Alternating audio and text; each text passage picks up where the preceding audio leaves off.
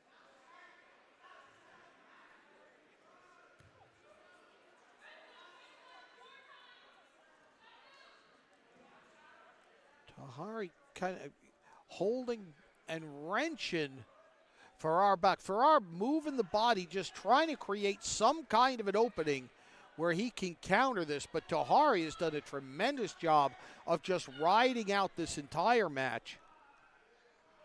10 seconds to go. 5, 4, 3, 2, 1. Now wrestling mat 1.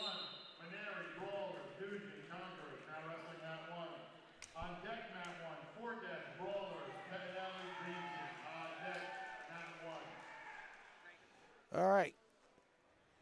Remember, if you win your first place match or you win 2 matches in your round robin, please report to the head table afterwards. 120 next. Here on mat 2, the third place match. Mike Rankin of Kira's Painmasters in the blue and black. Max Ormsby of Kovach's Conquerors in the green and blue. Takedown there. Takedown for Rankin, escape for Ormsby, 3-1 early in this first period of this third place match at 120 pounds.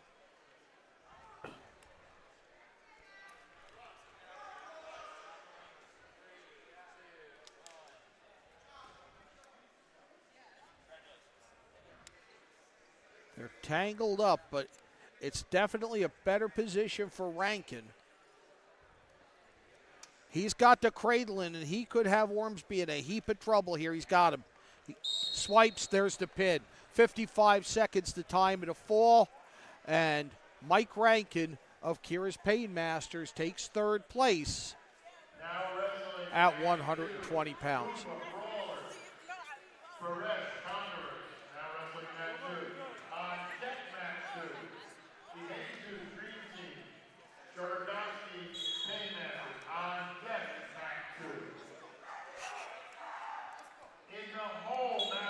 Somebody's fired up. Green Team 4. In the hole, mat 1. In the hole, mat 2. Ublaw, Green Team, Great Conquerors. In the hole, mat 2. So we have Issa Koopa in the black and gold of Browers Brawlers, and Christian Barris of Kovach's Conquerors into green. Nice move by Barris. Gets the leg early. It's a trademark of his matches. Spins around. Now he's trying to trip. Good job of countering it by Koopa. Good struggle here. Again, right on the edge of the mat. Everyone's been having such smart mat awareness today. Even when we're out of season, which I am very surprised by. It's going to be a big factor. Thomas Farquhar and I talked about it during the first part of the broadcast, because you're having a change in the stalling rules next year. And they are out of bounds. No score after that scramble. Really, they had both guys laughing it. They're loving this. Great scramble. And I talked about this earlier with Clark. It's so nice to be seeing these kids that normally in season would be going hard at each other actually laughing and having fun, not just off the mat, but on the mat as well. You have to watch. We had a girls' match in the first portion in that first round. It was 24-17 after the first 2 minutes. They just kept exchanging takedowns and cuts and shaking hands and laughing at each other. It was beautiful.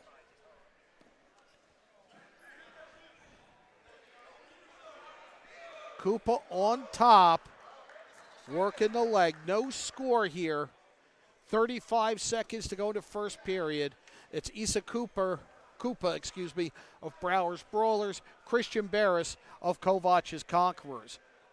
Barris in the green, getting up to his knees, trying to try. Now he's got a chance to do something. Koopa rolls through with it, holds on to the leg. Each has the other. They're flirting with stalemate here. Koopa turns up toward the head. Barris turning with him. 5 seconds to go in the period.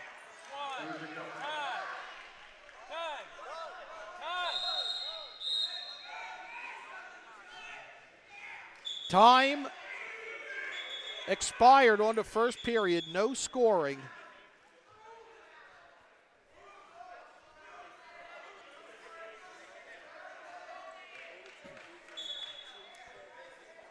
Barris on bottom to start this 1 minute second period. He's in the green and blue. Koopa, I believe we're in the position here where Koopa's sister is coaching against him because she's a coach for Kovach's Conquerors. And her brother is wrestling for Brower's Brawlers. Yeah, I got lucky. I have Borgia and Little Borgia. I saw that. Barris trying to switch, trying to turn here. Cooper riding from behind. Still no score, and we're more than halfway through the second period of this 132-pound third-place match. Barris to his feet, gets dragged back down by Cooper. 10 seconds to go. Trying to get up again is Barris. Using his legs brilliantly, Cooper keeps him down. 5 seconds to go. They scramble toward the edge. And time expires with them on the edge. Still no score in this 132-pound.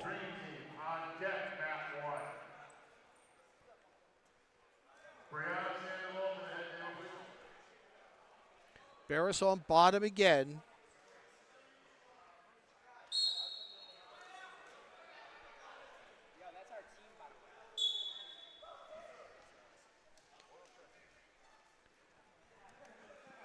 Scoreless here in the third period. Issa Koopa of Brower's Brawlers on top in the black and gold. Christian Barris of Mount Olive on bottom in the green and blue.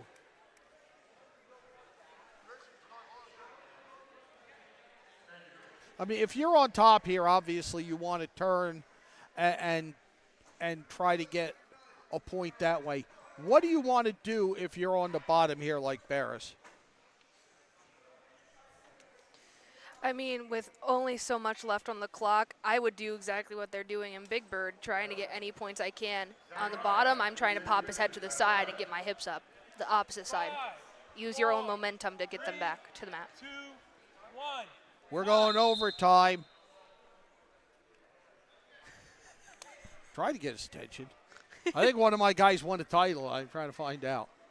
This is you're coaching this and announcing it, and I have so no hard. idea what's going on. And then I've lost coaches, so if I have two people going at once, I have to go out and coach. We should wire you for that. It should be mic'd up. That'd be fun. I would do it. I've done it in football. I would love to do that. I did one where I mic'd up my announcing partner. He was coaching 7-on-7 in the summer, and then I mic'd myself during a pregame when I was still coaching and announcing, and just recorded the pregame, which was great because we had a kid from Poland on the team, and he swore in Polish on the. Oh, really? Yeah. Wouldn't tell me what he said. Overtime 1 ends with no score. So, but Barris with the win.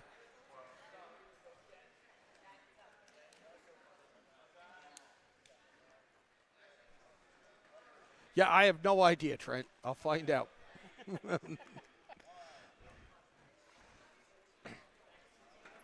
Great match, guys.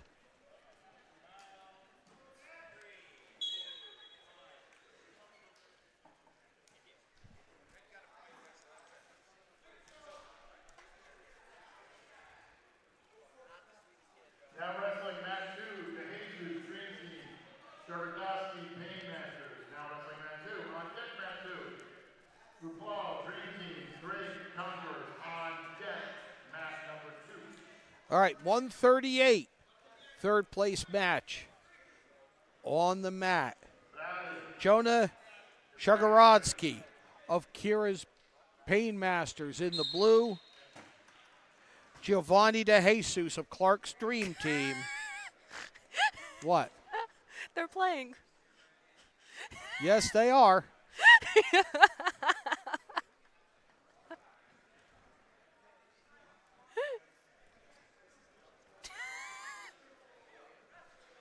Yes, they are.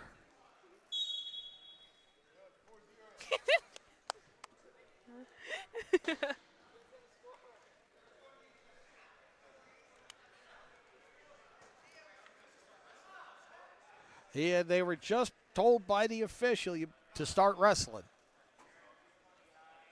They're still doing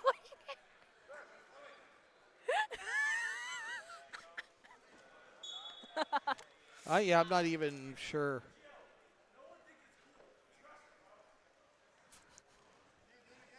Somebody just got a point for something. I'm not really sure what it is. And there's 3 for a takedown. What are we at right now? I have no. It's 7-3. We're more than 7-3, guys. They, That was like 6 takedown each. yeah, but he won. I don't think he was giving him. I don't think he was giving him. Fourth place, shockingly, Clark's Dream Team with 141 points. Kovacs Condors dragging the rear up a little more, 148. So it's down to my team and Kira's Painmasters. In second place is Kira's Painmasters with what's the score? 161. And in the lead, Broward Brawlers, 229. This has been a dismantling. I have to use a combo of the other 3 teams and see if they can do anything. 4, 3, 2, 1. Time. What's the score? What's the... I don't know either.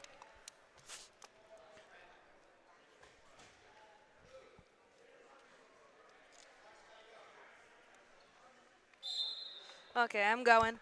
See ya. Who you got? Now wrestling, Zambretta, Painmasters, full Dream Team. Now wrestling that 1. Shot by DeJesus. Gets him 3. They're tied at 7. A cut makes it 8-7. Takedown. They're just exchanging cuts and takedowns here. I'm just going to let you try to keep up with it on the electronic abacus there, Trent, and see how this turns out. They're watching the time.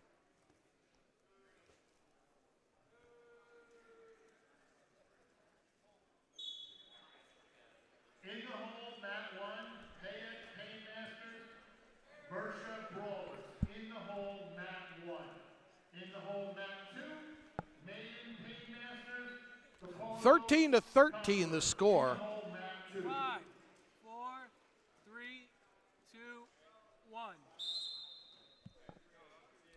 And we're going overtime. Oh, no, I'm sorry. Third period. My mistake. I can hope.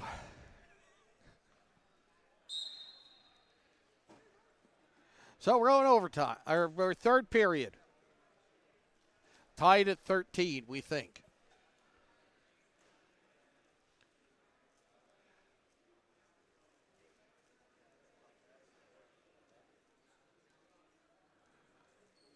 Almost like a walk-through practice right now as they exchange holds. The official keeping his arms clasped in front of him, not awarding points yet. He's going to make him restart.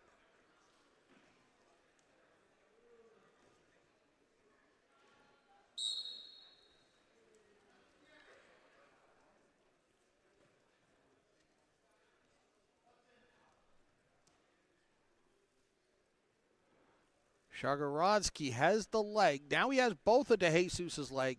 Drive through, gets the takedown, takes a 16-13 lead with 10 seconds to go. He cuts DeJesus. 5, 4, 16-14. 2, 1. Shagorodsky leaves with third place. Up next,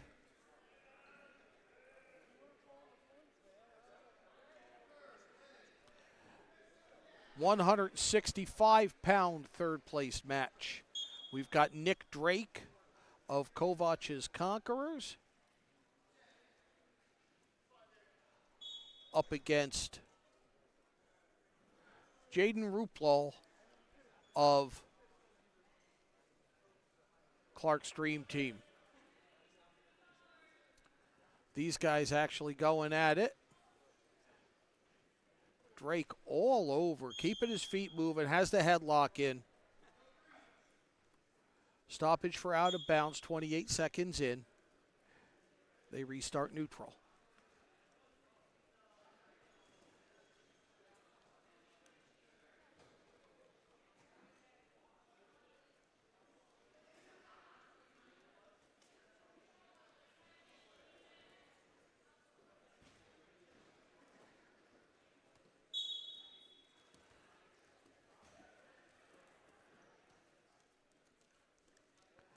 Good scramble. They're out of bounds. 59 seconds into the first period of this 165-pound third place match. Nick Drake, Kovach's Conquerors. He is in the green and blue.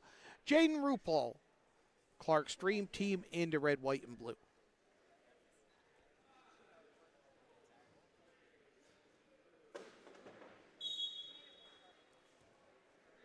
Driving forward again, Drake. They're out of bounds.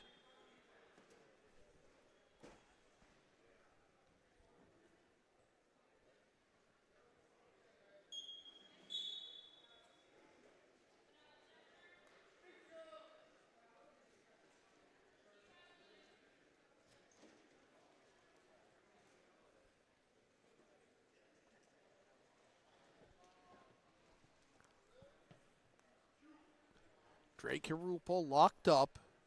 No score in this 165-pound third place match.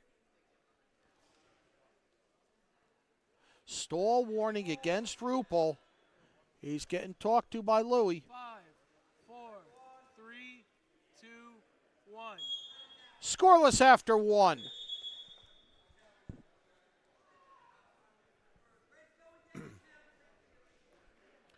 Ruppel takes bottom.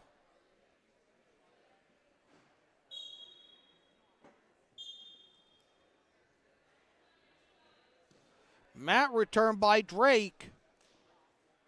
No change in position, so no scoring.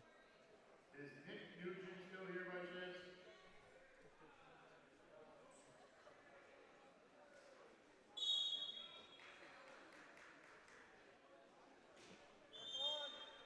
Drake cuts. Ruppel concedes a point. Stoppage for out of bounds.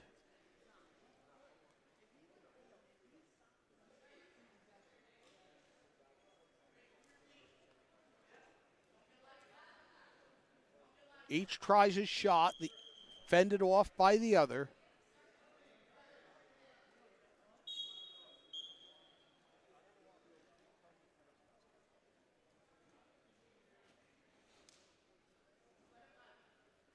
Michael Frank, come to that table. Shot by Drake. He's got the right leg. 5, 4, 3, Ruppel has the overhooks in. Time expires on the second period. 1-0 in favor of Jaden Ruppel of Clark's Dream Team. How'd it go? It was 3-2. It went to Clark over there. It was a weird call. They stopped wrestling because they thought the one whistle on the edge of the mat was from over here. And they ended up giving the takedown. Here, it's 1-0 in favor of Jaden Ruppel of Clark's Dream Team. He is on top, coming up on 30 seconds to go in regulation. All he's got to do is ride Drake for the next 30 seconds to get a 1-0 victory in this third place match. Drake's kind of trapped down there. Now he gets to his knees. Fun fact is Jaden goes to High Point. I was supposed to go to High Point, so back in the day, K8 for Branchville, Jaden and I wrestled on the same team. Oh, wow. Yeah. 5, 4, 3, 2, 1. Amazing wrestler. And he wins.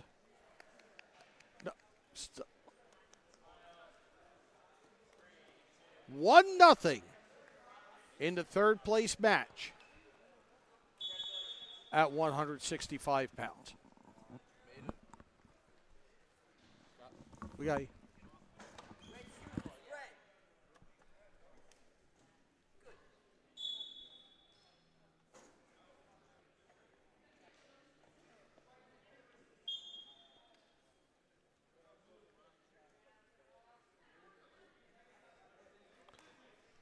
Antonio Maiden of Kira's Pain Masters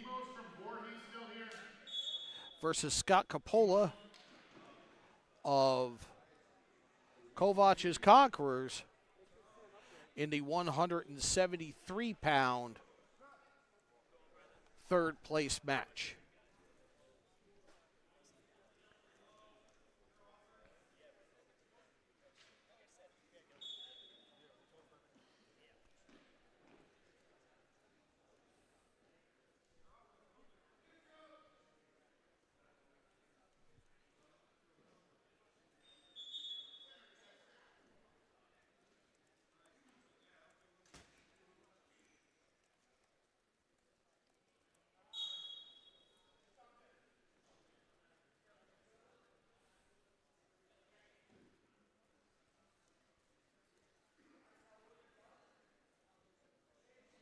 Upper body struggle thus far in the 165-pound third place match.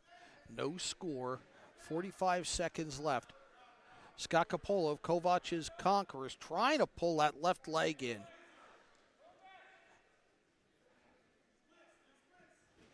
Maiden's down on one knee. Coppola trying to pull him back in. Now they're out of bounds.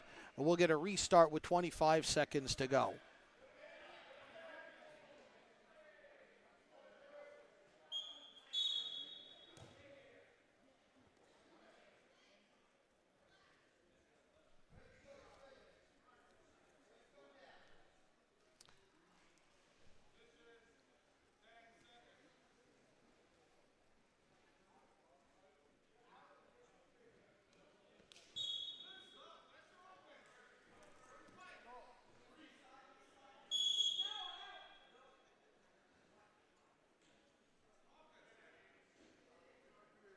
Time expired before that.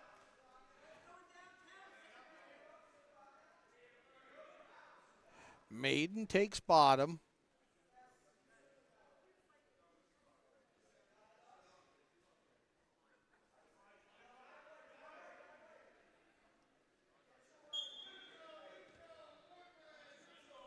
Tries to get to his feet. Coppola has the leg. Tries to kick the other one out.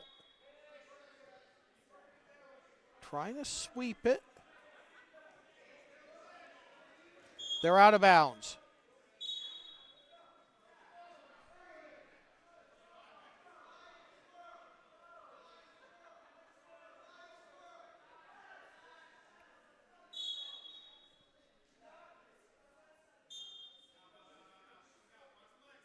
Maiden to his feet. Coppola concedes the escape. 1-0 the lead for Maiden on the first point of the match.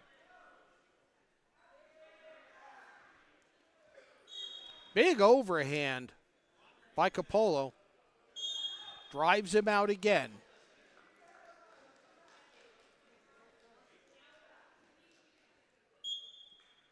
Now wrestling match number 1, Passaic Pain Masters, Mercer Brawlers. Now wrestling mat 1.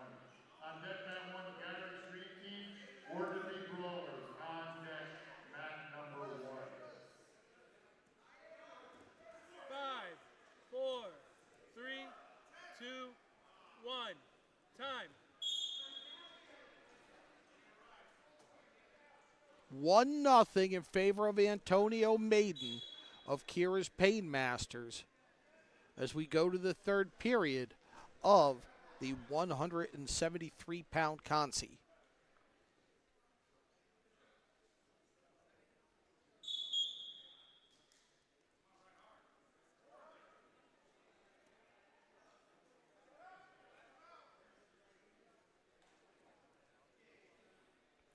Capolo on bottom, trailing by 1.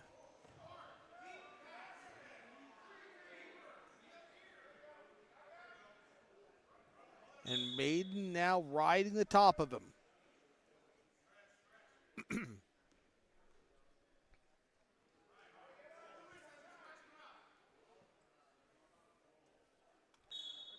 Capolo gets to his knees, trying to power up. 20 seconds to go. Rolled through by Maiden. 15 seconds to go.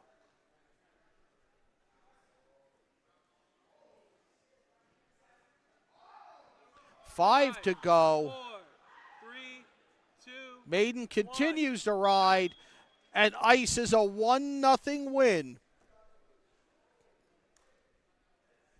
to take third place in the boys 173 pound.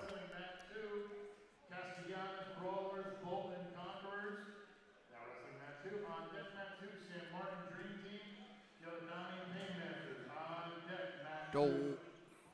The 180 pound boys consolation up next. Lucas Castellanos of Browers Brawlers in the black and gold. Devin Bolton of Kovach's Conquerors in the green and blue. And it's Castellanos with the early takedown and driving his way through. Back to his feet, Bolton gets the escape.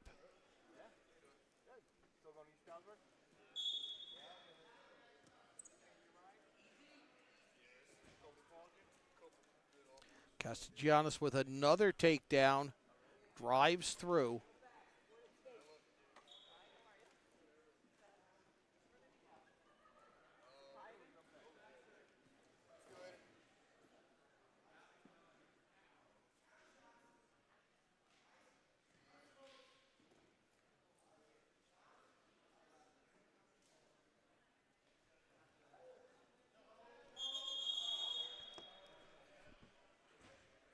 Just takedowns and cuts, and Castellanos builds a 10-3 lead in the first 57 seconds of this consolation match.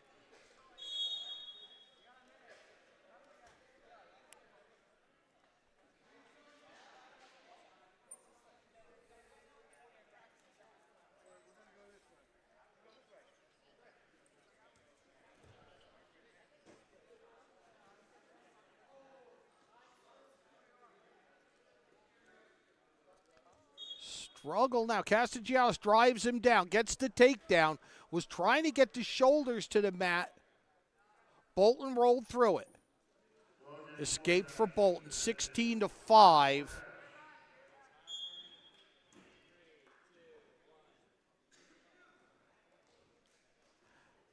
And a technical fall to Lucas Castellanos of Browers Brawlers in the 180-pound consolation.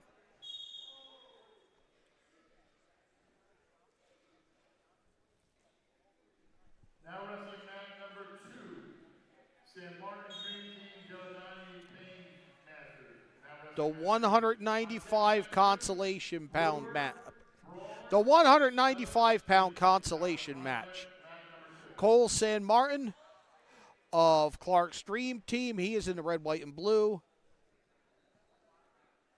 Redon Geladini of Kira's Painmasters in the blue and black. Upper body, looking like they're trying to go for some kind of upper body throw. Driving through is Geladini. Back to his feet, Sam Martin. No points. Geladini torques him down again. Geladini trying to get the shoulders turned.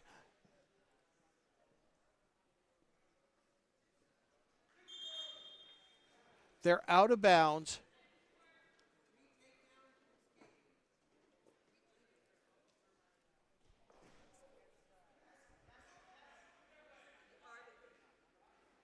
Nine to 2 the score in the first 45 seconds after that attack by Geladini.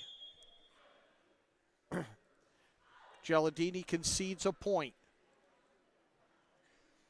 9-3 now.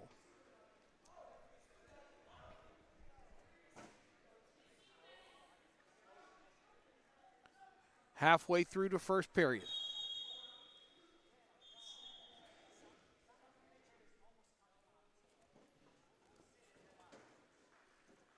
Another 3 for Castellanos.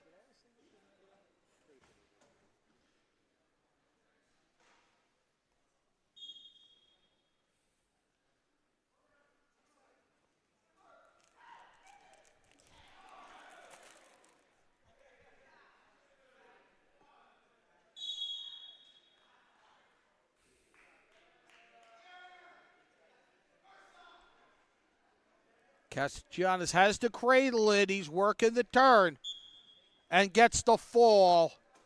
1 minute and 44 seconds into the first period. Taking third place at 180.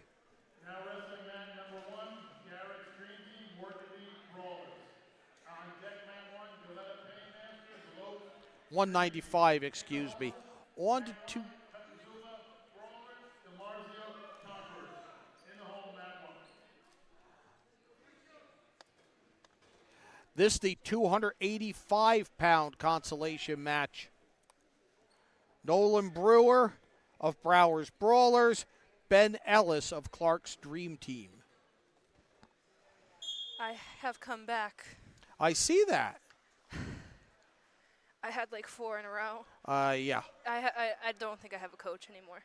Oh, all righty then. Oh, and I see I see one of my guys forfeited.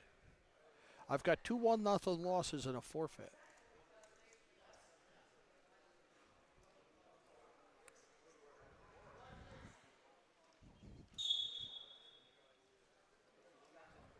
So we're at 285 to third place match. I think this will be it on this mat. I believe so. Ben Ellis and Nolan Brewer.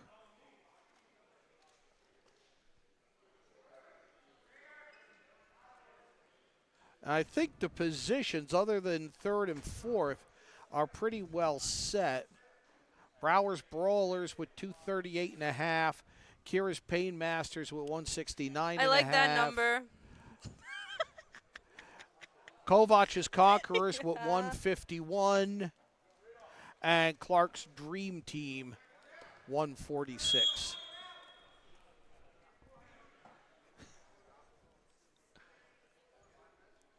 No score here, a minute 13 into the first period of the 285-pound consolation match. What if I just don't want to win another match just to keep my team score?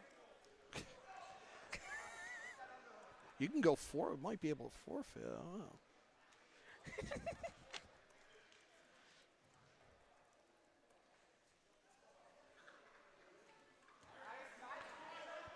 Brewer And again, gets the left leg.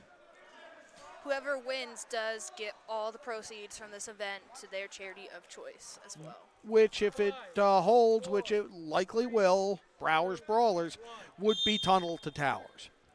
Which I am happy for any donation to anywhere. Yeah. Any of them I would be fine with. No score as we go to the second period of the 285-pound consolation match.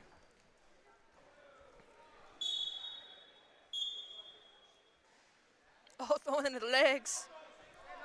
It's a lot of weight on those legs. Yeah, that's a potential. Yeah, I think that's more than potentially dangerous, Louis. Want to again thank our sponsors for the day. Leon Sod Farms, Just Subs, Align Health, KM Gomes & Sons, Busby Carpet, MK Roofing Company, Performance Trophies and Medals, Natalie's Italian Restaurant and Pizza, Q-Bond, Clinton Bagel Company, Russ's Wrench, Frank's Italian Restaurant, the New Jersey Wrestling Officials Association, the Garden State Athletic Network, Estabilt Wrestling Club, Flow Wrestling, Champion Athlete Sports Nutrition, and the Harrington Companies.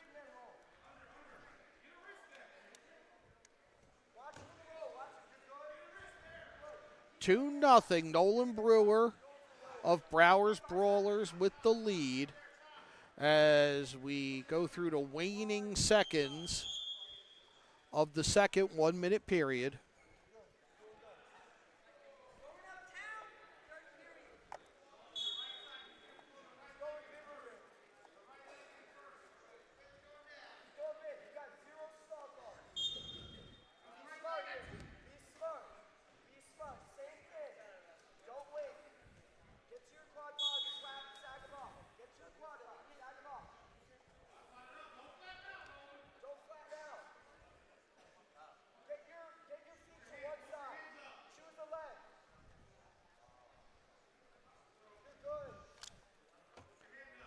Ellis on top. He trails by 2 points, but Brewer not really letting him get anything he can turn to make up that differential. 20 seconds to go. And I think Brewer's got to be doing just enough to not get called for stalling at this point.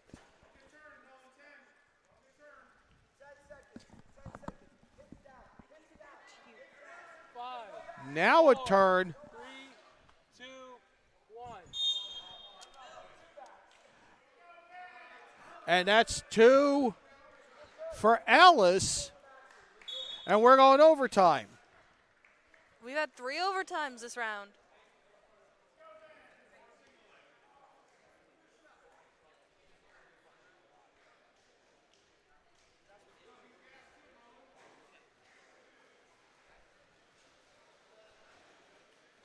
Thirty-second ride out.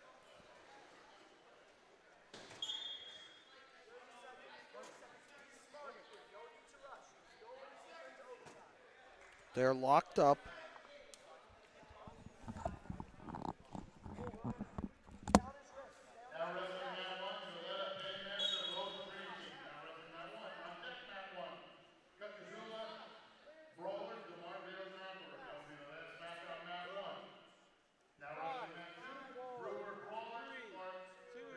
One. 30-second ride out. No, it's 30 seconds. Overtime is 30. And now we're checking on the overtime rules.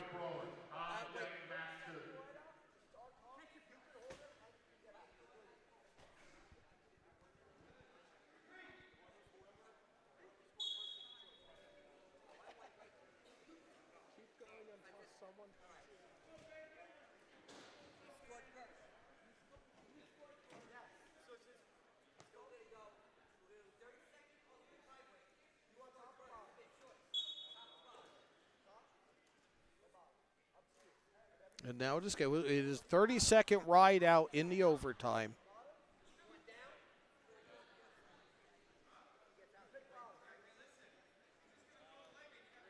Brewer on bottom, Ellis on top. They're tied at 2 as we go into this second overtime.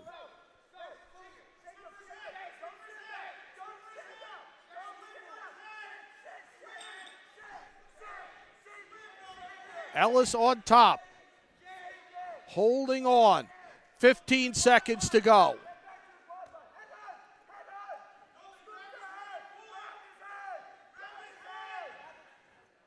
Brewer trying to drive forward. 5 seconds to go. Ellis has it locked up. Time.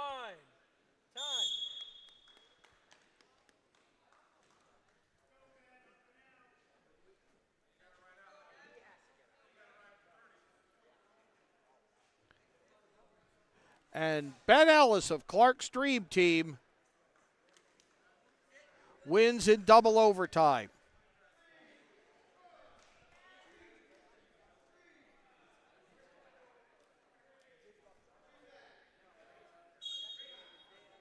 Now wrestling mat number 2, Constantine Dream Team, Passaic Brawlers. Now wrestling mat 2. On deck, mat 2 is going to be Cooper Painmasters, Who's Me Conquerors. On deck, mat 2.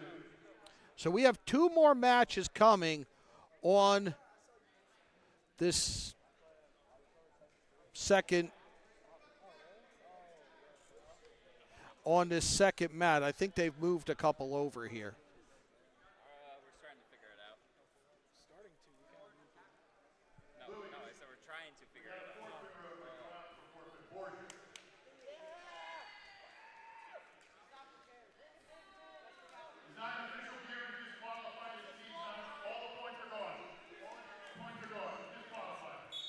And there's a forfeit.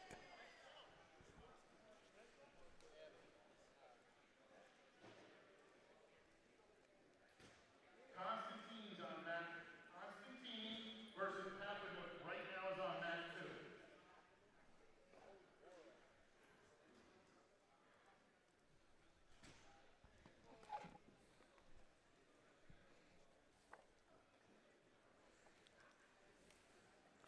So we have a 2:10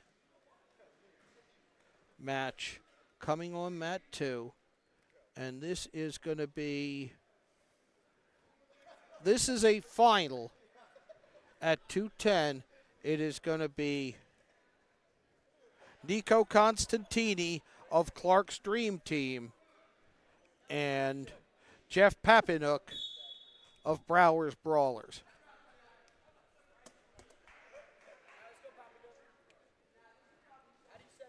This is for the 210-pound title. Constantini of the Dream Team. Constantine, Dream Team, Pappenhook, Brawlers. Now wrestling mat 2. On deck mat 2 is Cooper, Painmaster, Doozy, Conqueror. On deck mat 2.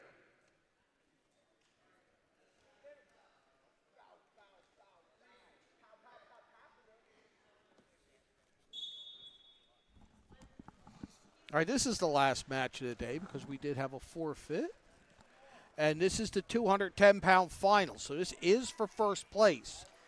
I know I think there is one match after this, and we're done. Oh, Because I okay. have Cooper going. Oh, okay. And what's the match on 1 right now? This is 210. It's Nico Constantini for the Dream Team and Jeff Pappenhook for Brower's Brawlers.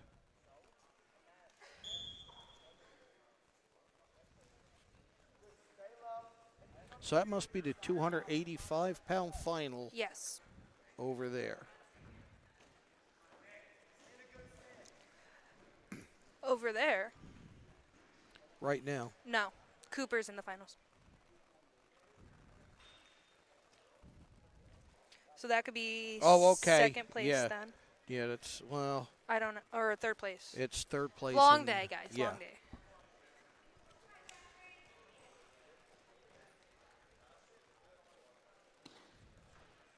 I think just whoever finishes first gets the final match. Yeah. Go, follow, keep following, watch the throw. And 3 there for Pappenhook. He takes a 3-0 lead midway through the first period of this 210-pound first place match.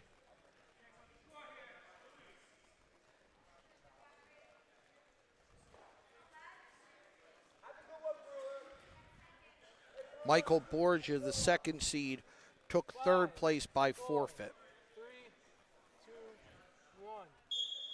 3-1 after 1 in favor of Jeff Pappenhook of Brower's Brawlers in the black and gold.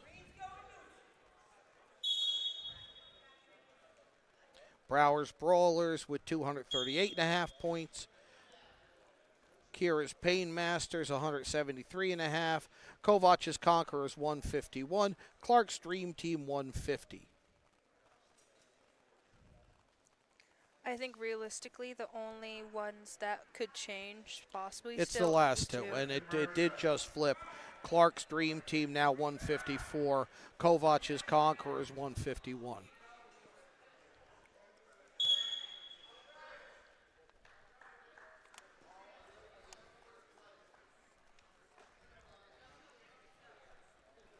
Let me see if we're getting this final match on our mat.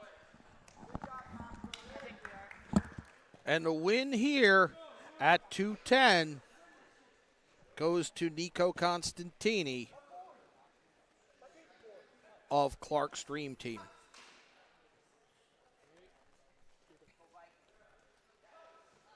With a fall in 229.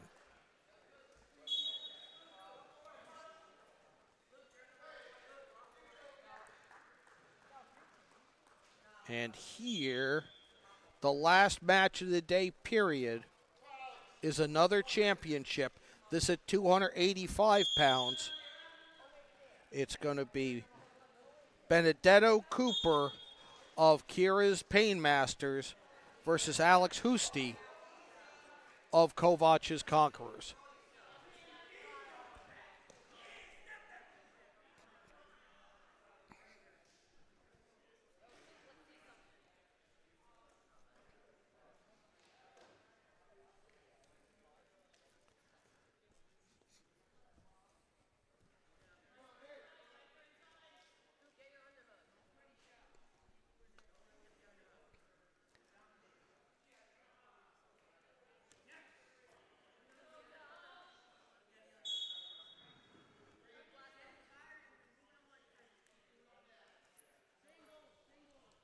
No score as we come up on that midway point of the first 2-minute period.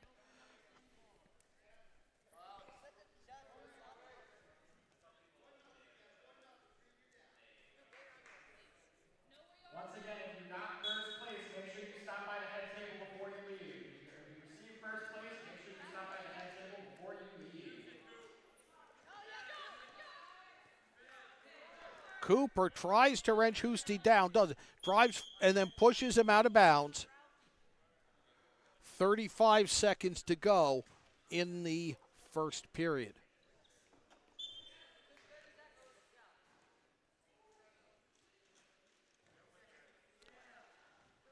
Some stiff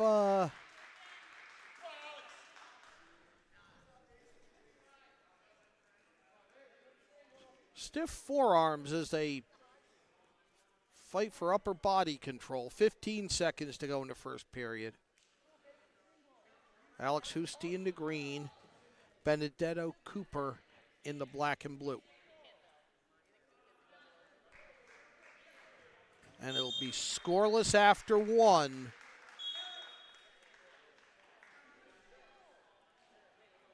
In the 285-pound first place match.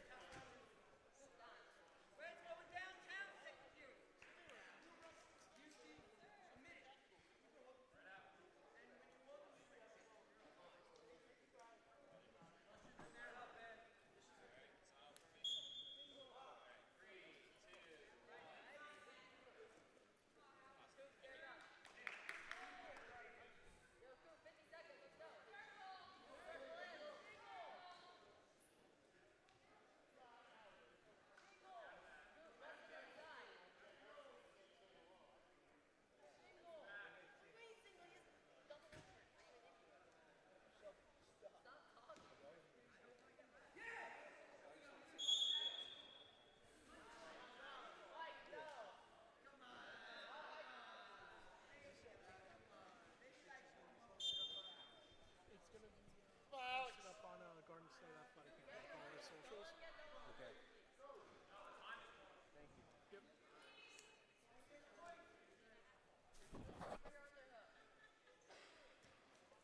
Husti fakes a drop to a shot.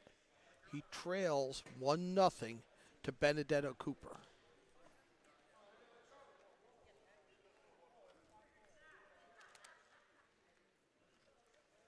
Five, 4, 3, 2, 1. Time. 1-0 after 2 in favor of Benedetto Cooper of Kira's Painmasters.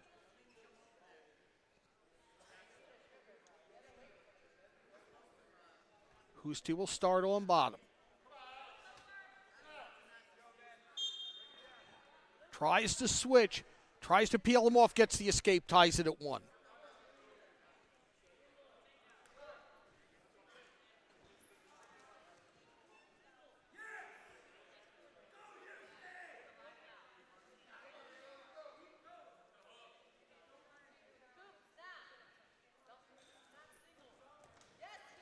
They're way out of bounds.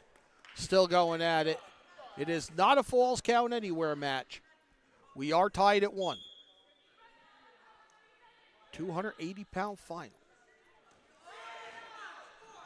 Cooper tries his shot. It's fended off. And a stall call against Cooper. He doesn't like it.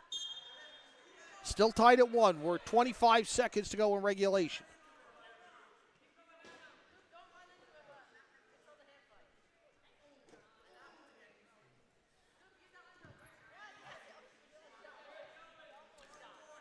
$285-pound final, tied at 1 inside the final 7 seconds. 5, 4, 3, 2, 1, time. And we're going to go overtime.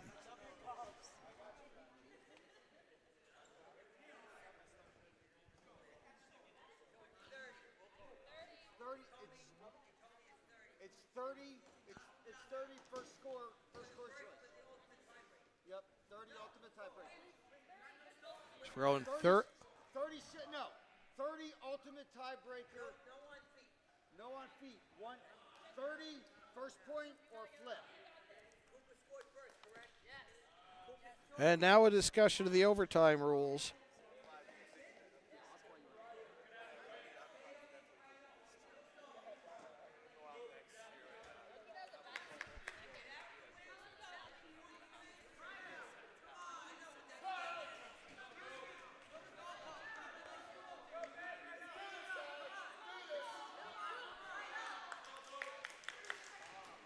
Cooper on bottom.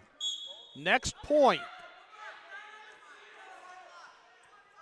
Hoosty drives down, spins around. They're out of bounds. No point on that. Only 8 seconds expired. Cooper on bottom again. He tries to get up. Hoosty takes the leg. Cooper trying to push toward him. Hoosty going tight waist. An escape, and the escape to Cooper gives Benedetto Cooper the 285-pound championship of the 13th annual GardenStateHSWrestling.com All-Star Classic. Browers Brawlers wins the title with 238.5 points. And the donation, all of the funds collected, will go to the Tunnels to Towers Foundation. Kira Hubmaster back with us. That was an interesting finish. That was a wild last match. But again, that's the whole point of this event, is to have fun, enjoy the sport. We're not in the big competition anymore. Right. It's enjoyable not just for the wrestlers, but also for the parents as well, to see their kids just laughing on the mat. Just have a good time and raise some money for charity. And that's what we did here. We're going to sign off. Follow us on social media, on Facebook at GardenStateHSWrestling.com, X at GardenStateHSW, on Instagram at GardenStateHSWrestling. We're on YouTube. Watch for updates on events that we have. We have some softball and lacrosse coming up on the Garden State Athletic Network. But until then, this is John Kovach for Kira Hubmaster and the whole crew. Thanks for watching.